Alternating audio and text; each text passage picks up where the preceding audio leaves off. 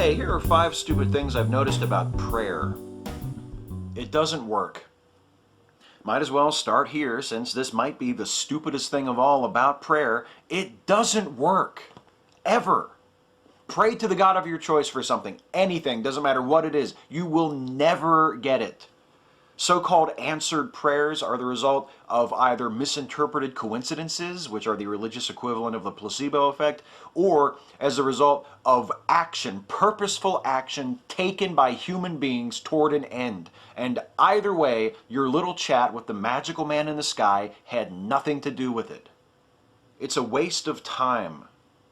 Obviously, it's a waste of time, it doesn't work. But it's also a waste of time because prayer allows people to believe that they are doing something when in fact they are doing nothing. The religious love to say to people, "Oh, I'll be praying for you," whenever they hear that someone is having a hard time.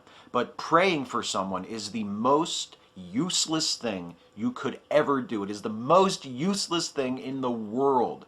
Imagine how much good could be accomplished if all of those well-meaning religious folks with their hands clasped in prayer would do something useful with those hands instead. It contradicts God's plan. And what the hell are they praying for anyway?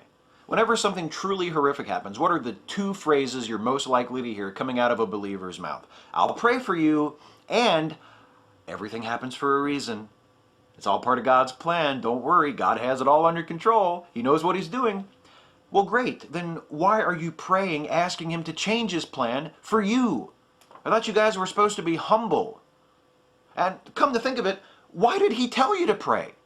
Why did Jesus say that the power of prayer could move mountains? Wouldn't that totally fuck up the plan? Maybe God's not really all that happy with the plan. Maybe He kind of looked at it one day and He thought, I don't know, that doesn't really work, but I'm not really sure what I should do. So He just answers certain prayers, ones that get up to Him and He thinks will improve the plan. Let the kid who was paralyzed in that head-on collision regain his ability to wipe his own ass. Yeah, I like that. I'm going to use that. Like a cosmic suggestion box. Christians are doing it wrong.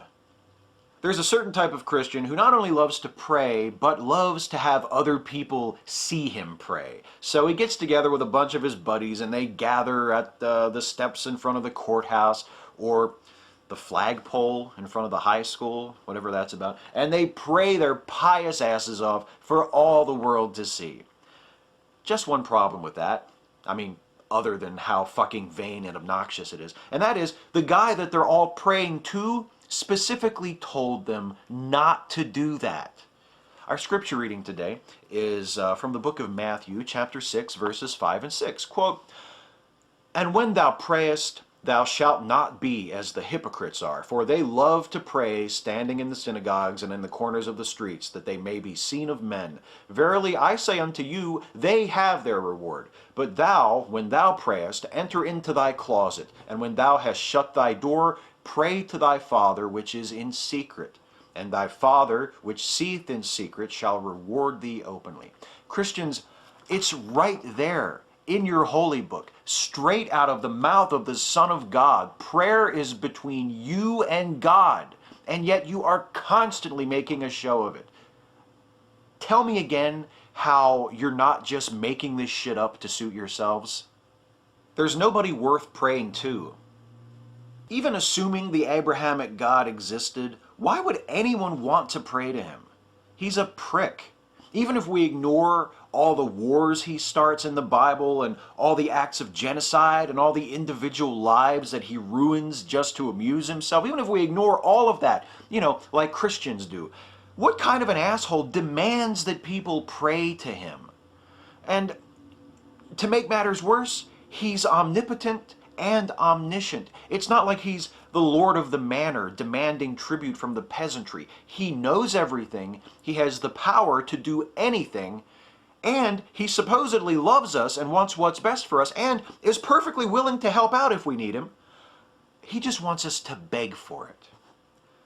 Malcolm Forbes once said, "You can easily judge the character of a person by how they treat those who can do nothing for them or to them." Why don't Jews and Christians and Muslims ever judge their God by that standard?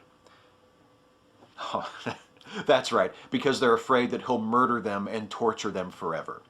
That's the bullying douchebag they're praying to. He would be the biggest prick in the universe if only he were real. The hardest part is only picking 5. Catch you next time.